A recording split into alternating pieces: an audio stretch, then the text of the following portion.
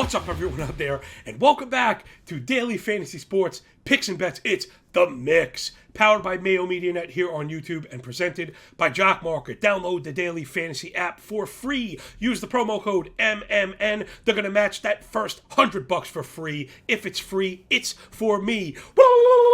Happy Thanksgiving, everybody. And you know, I love the holidays. I'm really all about that, paying it forward and a good energy. Maybe because I'm trying to make up for all the bad stuff I've done in my past, but don't tell anybody. Hey, man, right? We go around the carousel once. We make the best of it that we can. It's your host, the big dude with the big mouth from that Big Apple, Big Johnny Stud, coming to you worldwide from Brooklyn, New York. As always, we coming out the chair as always. Come on. Death, taxes, sun rising in the east. It's setting in the west. Bears making dookie in the woods. And the big man up before the crack of dawn to bring you this. It's the fastest show in NFL absolutely anywhere. You take that bad boy to the bank and you know it because we're a poet. Come on, everyone. We got the 3 pillars of profit using Run the Sims projections. Get you the highest projected players at each position. Then we're going to do a little cost analysis. That's our penny stocks. And then I got a 6-pack of player props. They're all like plus 150 or better. Let's get paid in the shade, laid like an egg. Without any further ado, make sure you rate, review, and subscribe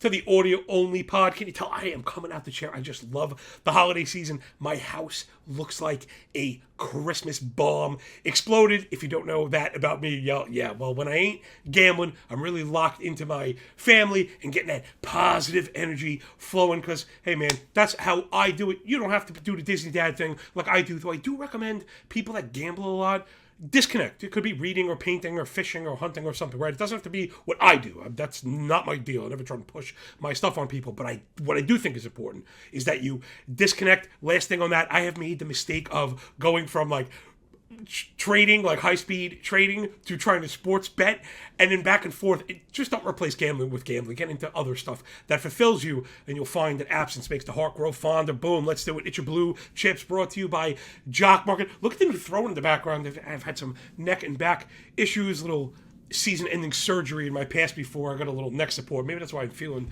so good. Got the head on a swivel. Your QBs at the top. Remember, we got 3 games today. It's Bills, and it's Lions, it's Cowboys and Giants, and then it's Patriots and Vikings on the turducken slate. Josh Allen at the very top at Detroit, 26-point projection. I was like rubbing my eyes there for a second. Then it, whee! All the way down to 18-point Prescott, 17 for Cousins, 16 for Goff, 15 for Jones, and the Partridge in a pear tree. Josh Allen, a 8-point lead on the next quarterback. That I can't believe it's ridiculous. 8 points over 18 is like 40%. So you could basically assume Josh Allen to be 1,000,000% owned. That's a round figure. And in Jock market, really where you want to be looking is he's gonna be really interesting because he is a clear pathway to the top stock return. And considering it's not a full slate, but also not a showdown, I think this is the perfect spot to get with a guy like Allen, where that double-digit IPO is probably justified. I think because of the other games, people will be off of that. So, of course, it's Allen, let's go. Then it's Prescott against the Giants.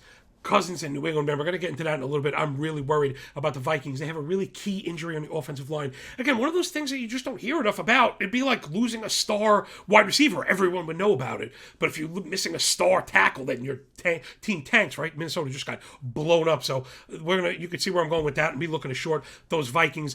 Goff against Buffalo. The Buffalo defense has not been great. Let's take a look at that. And we're not going to be able to handicap all these games. We're not going to be able to do it all. As we bring up pertinent points, I'll try and jump on over. I have a gazillion windows opened. Buffalo Bill defense, last 4 games, again, not very good. 396 yards per game, 5.9 yards per play, negative EPA per snap, 39 yards per drive, more than 3 minutes per drive. Those are all like the bottom 5, bottom 8. They're allowing 5.25 yards per rush. So what's that mean? You're going to key up Jamal Williams. We know Detroit will try to be playing defense on offense. We've actually seen them come to life again. They had their offensive line injured. They are now back. Again, key to the game. Offensive line.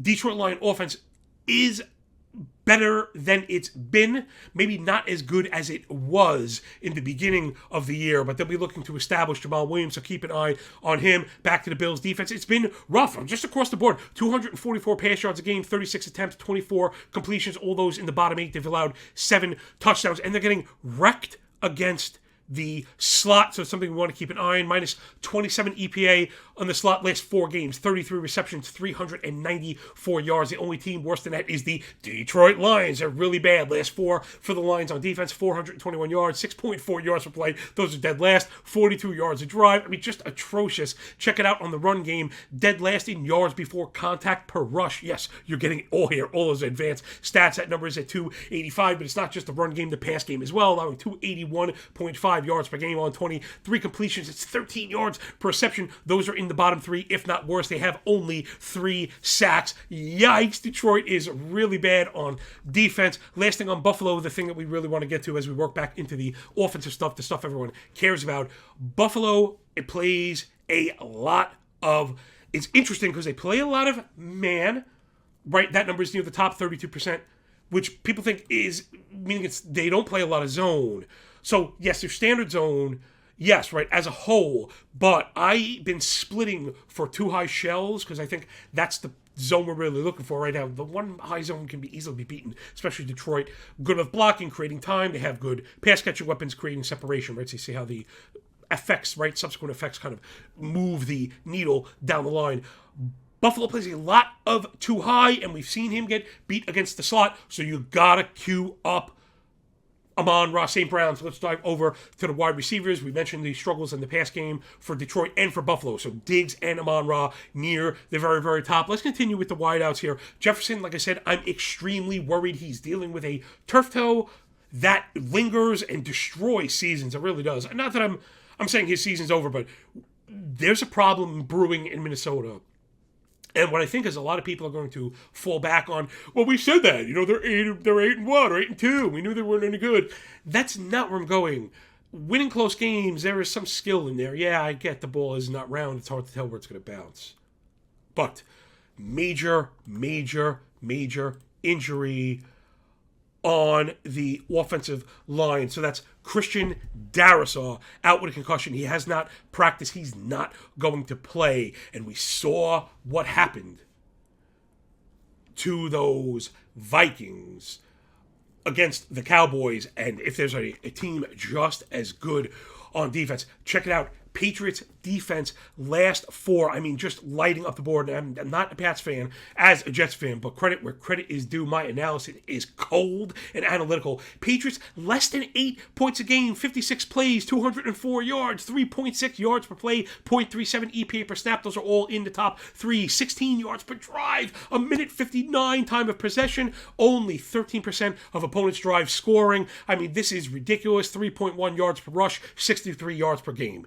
55 opponent passer rating, 141 pass yards per game, 15 completion, sub 50% completion rate, and they are leading the league in pressure without using the blitz. So the blitz is near the bottom, 18% pressure at the top, up near 45. They are leading the league in splash plays per snap. Now, there's another great stat that I like to use. Again, the things that I think you get here, please. If you're digging it, right?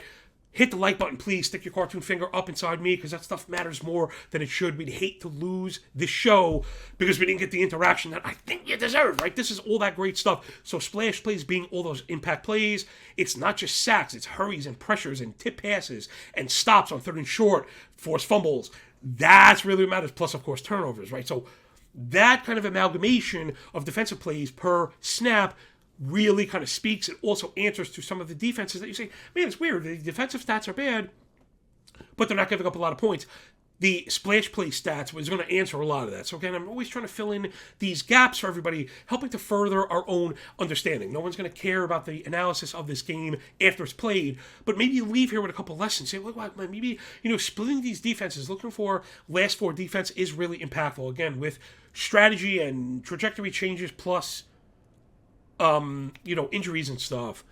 I have season long, and it matters, but you look to that, and you'll see the last 4 defense is really where you want to be, and then, again, all that other stuff. So, CeeDee Lamb and then Jacoby Myers. Lamb has been really, really good. Giants have gotten smoked by number 1 wideouts. Dak Prescott looks phenomenal. I think I've been going, the props and stuff are a little bit high. I'm a little bit worried about the pricing, the IPO for Lamb as far as the blue chip goes. But I mean, you got to think he's every bit in line. Giants' pass defense has been pretty good as far as containment goes, right? 214 yards per game, last four, 21 completion, 64% completion, opposer passer rating of 91. So that's like average.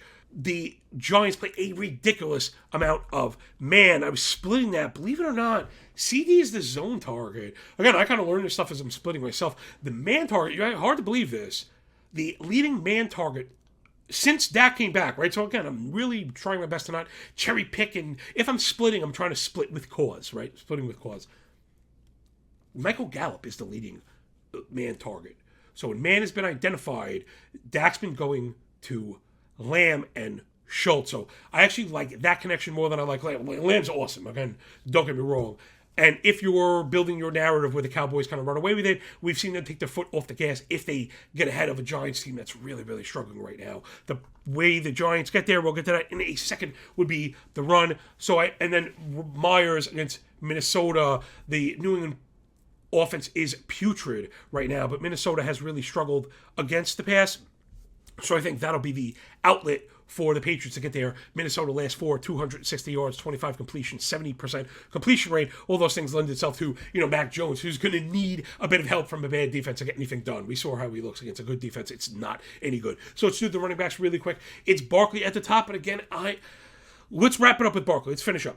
So Stevenson against Minnesota. I'm worried about Stevenson because Harris is back splitting work. He's healthy. He also caught ball. So I'm away from Stevenson as a blue chip. Singletary, again, I'm worried if the Bills boat race Detroit, he comes off the field. And now we've seen James Cook get a lot of work. He had a bunch of 11 carries and 2 targets, but it was 11 carries on 16 snaps and then 2 targets on 3 routes. So that is a team, again, telegraphing you. Remember, they lie to us. Coaches, front offices lie to you. You should assume that they're lying to you pretty much at all times. The thing they can't lie about is usage. When they have to show their cards, I pay a little more attention to that. It looks like they are into James Cook, greater than signed Devin Singletary. I'm off of him as a blue chip. He scored 2 touchdowns the other day and didn't do anything.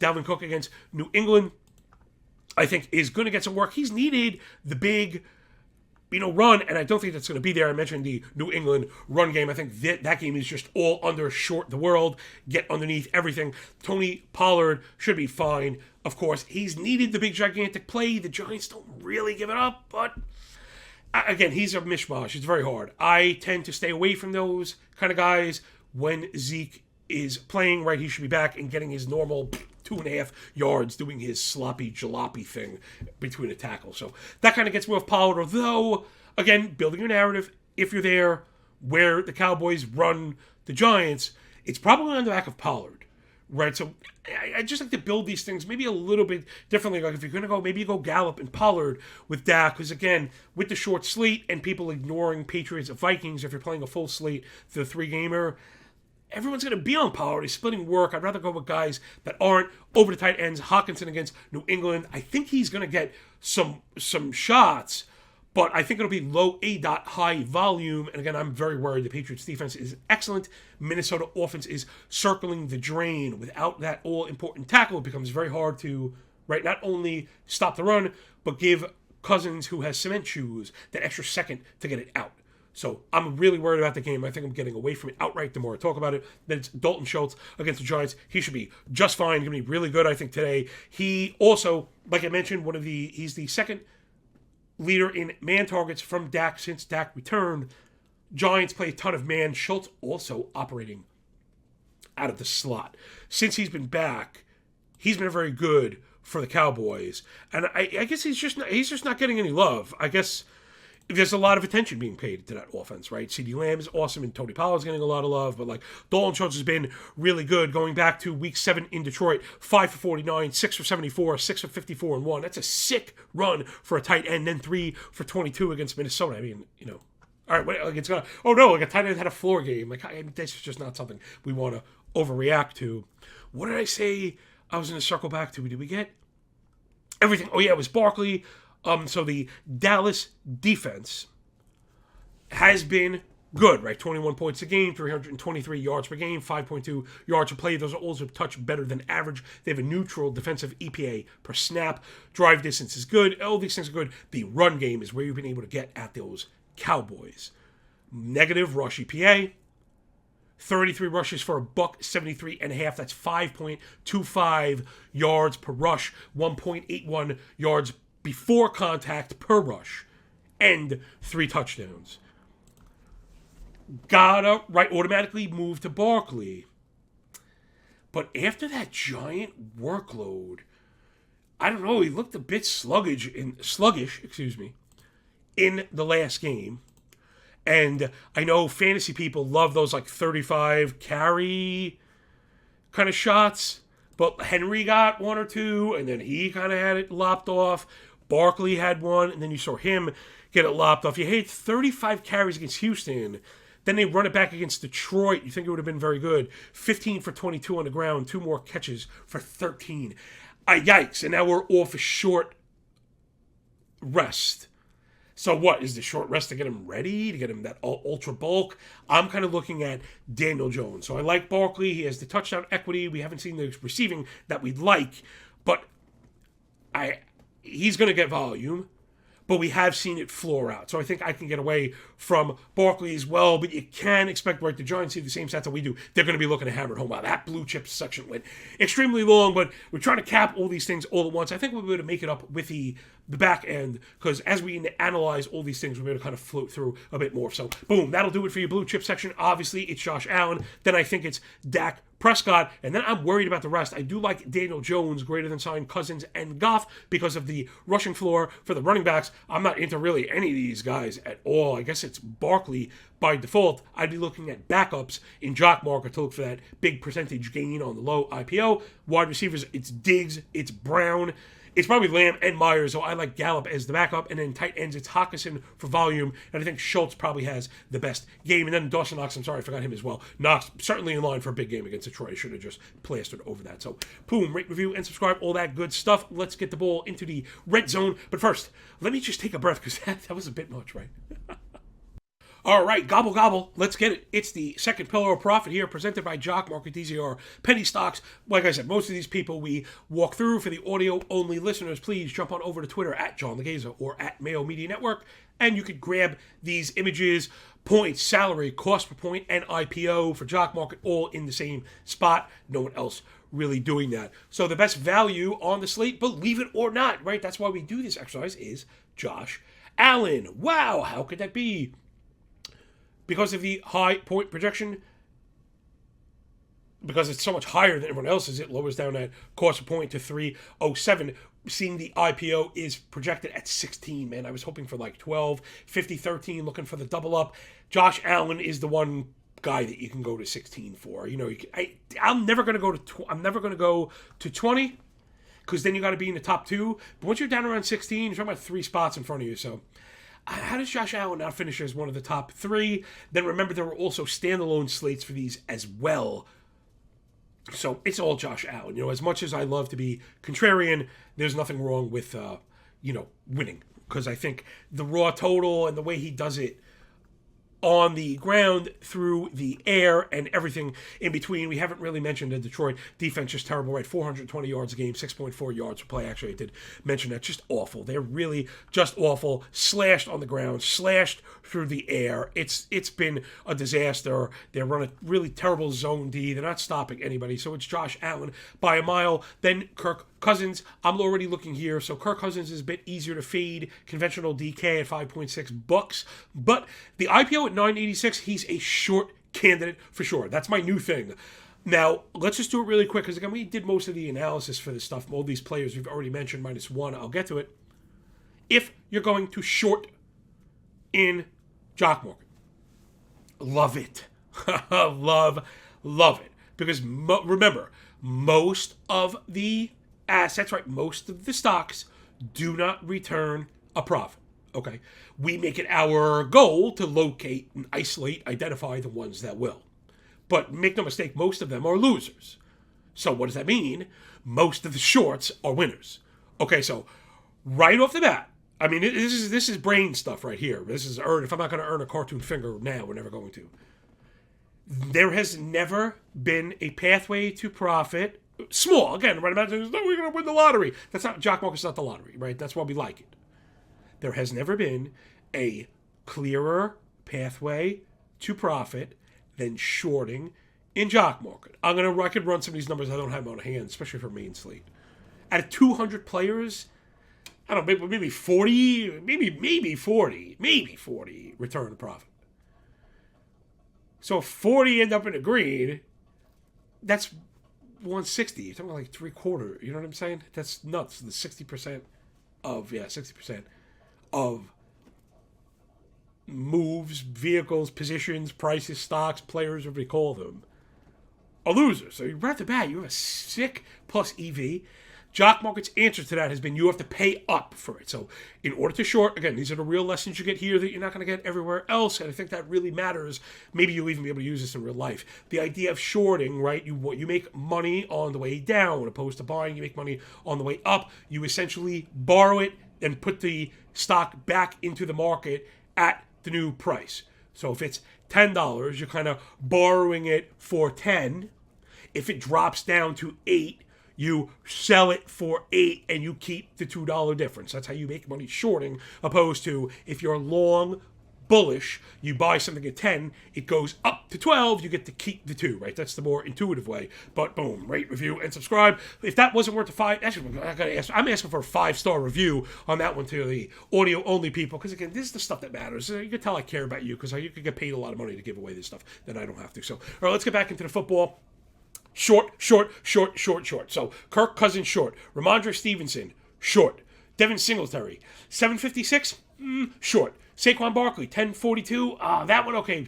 Touchdown equity, let's not get crazy. So, touchdown equity, I'm going to say nay. Although Singletary does have some touchdown equity, not compared to Allen in the lack of catching passes, where Barkley does stand out, right? If the Giants are getting knocked around, even let's say they're down 10 or 2 scores, you could see entire drives that are all Barkley. You could get smoked on the IPO.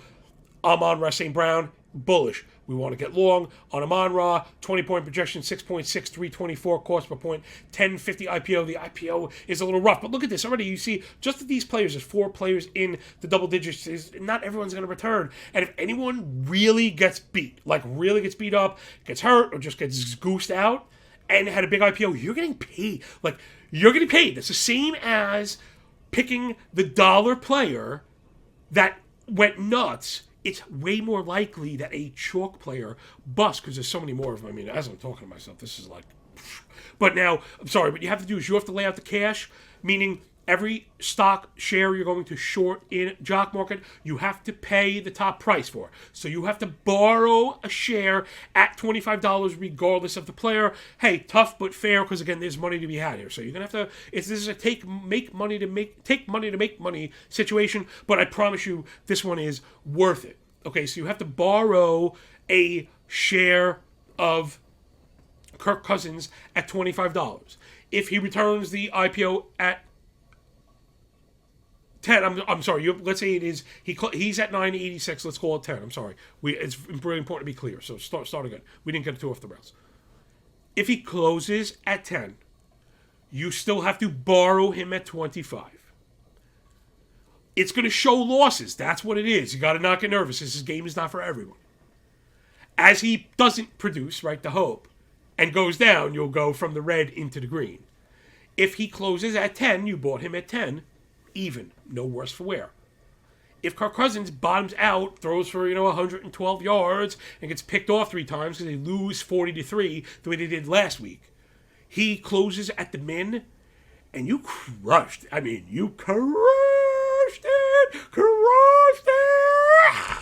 You're talking 80-90% gains here. So, again, what you come here for, why you rate, review, and subscribe, and hang out with the big dog, because I really care about you. And I like to think it shows. This kind of stuff resonates. I've never heard any of this stuff anywhere, and that's why I think people gravitate to my work. Get up in the comment section. Let me know if I'm right or wrong. Tag Patrick Mayo as you're wishing him a happy Thanksgiving, and tell him he made the hire of the century with the big man. All right, wide receivers. Here we go. Amon-Ra St. Brown, Stefon Diggs, Jacoby Myers. We mentioned them all. Amon-Ra, the big value. value. Stefan Diggs, the big ceiling play. Love them both. Would not look to short them. Jacoby Myers is somebody I'm going to be getting long because I think he has a pop at going off. I know people are really turned off to the Patriots offense with good reason. The Vikings defense is not good. The Jets defense makes you look worse than you are. Yes, I'm a tremendous Jets fan.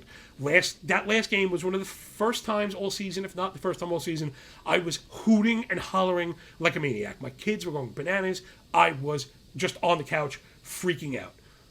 That being said, that is the truth. The Patriots defense really good. The offense bad, not as bad as it looked. I think they will produce, I don't know, with 17 points or 14 points. Like, think about how low our expectations are. Again, a lot of the work we've been doing now reflecting, right?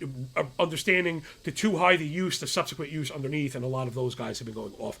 Now, the two wideouts that we have not mentioned, Isaiah McKenzie at 271, he's been getting a lot of work from the slot, though not exclusive, because the Bulls do move other people around, and also Dawson Knox gets work in the slot as well. So if I had to choose McKenzie versus Knox as a ceiling, I'd go with Knox. He's probably going to be a higher IPO, so McKenzie has a pop and a higher percentage return.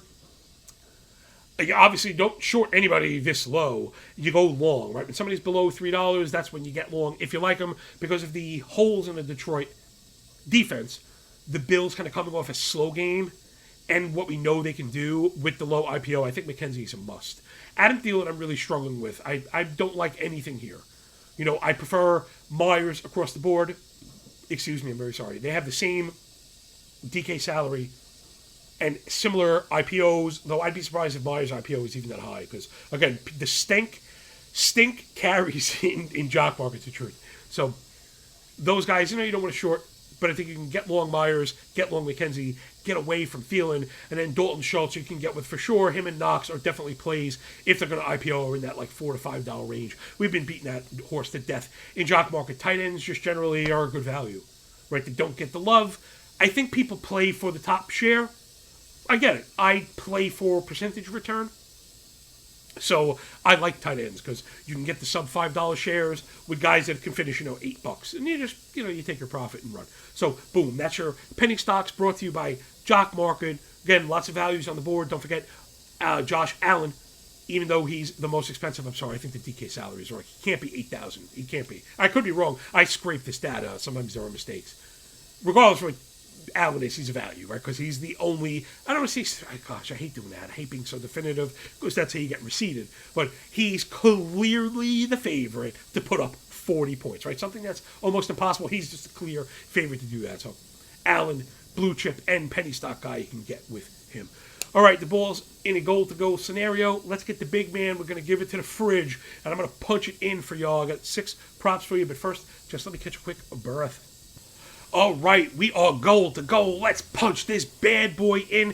It's your Thanksgiving props brought to you by the lovely ladies and gentlemen at Mayo Media Net. Let us take a second to say thank you. We all hope that you have a healthy and happy holiday season. Avoid the political conversations, man. Get along. Life is very short. Appreciate your friends and your family or whoever you spend it with. You know, again, it's all about fulfillment. Whatever, whether somebody's a blood relative or not, surround yourself with fulfillment, right? Even if it's not people and it's pets, which again, fine by me. Not my bag, fine by me. I get it. I just really like to push that, especially around these times, kind of cheesy or campy as whatever kitsch as it may seem. To me, it's very important, right, that we find that kind of balance in life, the symbiosis between work, love, you know, play, family, risk, and certainty. All right, let's do it. All these players we've mentioned. I got 6 props for you. The lowest one is plus 154. Again, we'll do our last favorite lesson surrounding these prop tickets. It's been a rough go for lots of people. A lot of people already like to cast wide nets looking for lots of hits. That used to play in prolific environments. What I have found is teams, right, that all these kind of mass totals are down, total production is down, but ceiling spike games seem to be up, right? The thing that works really works. The running back you can't stop goes completely nuts. The wide receiver you can't stop goes completely nuts.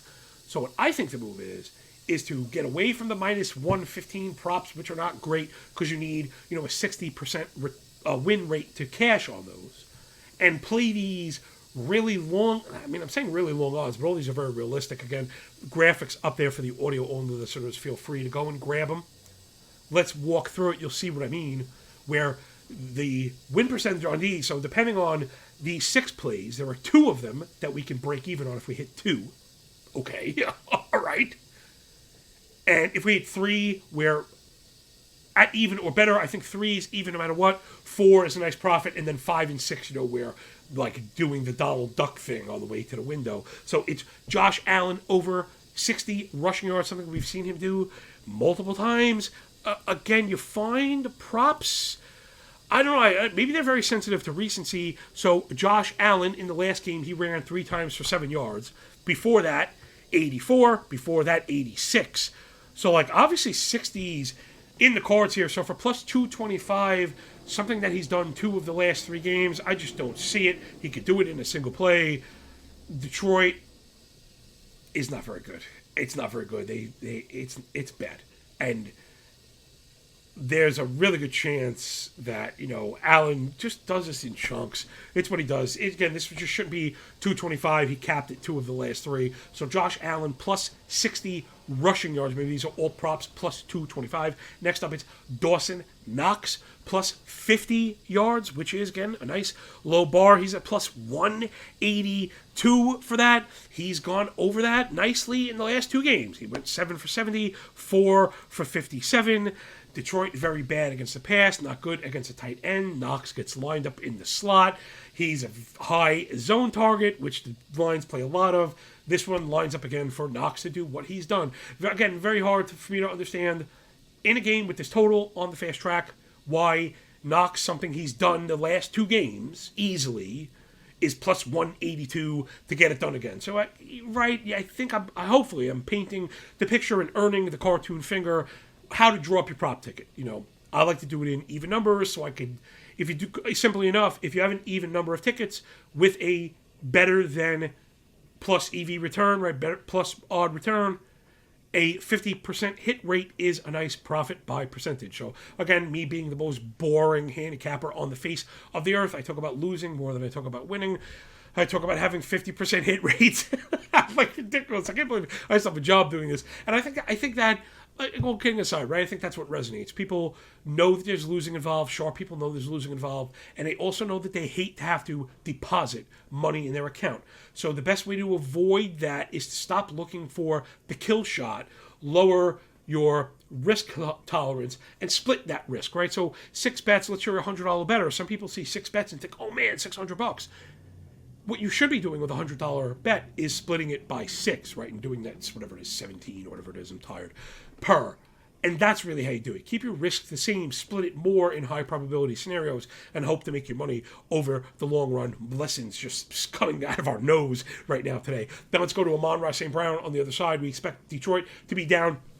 I mentioned the Buffalo defense. It's not very good. They have more than one injury to the secondary, and that's really when you start seeing. So Tremaine Edmonds, I know it's a linebacker, but he did not practice. There's injuries here.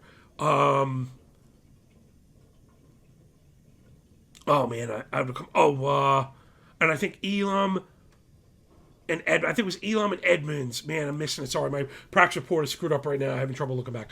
There are injuries in Buffalo. They're starting to get healthy. They're not fully healthy.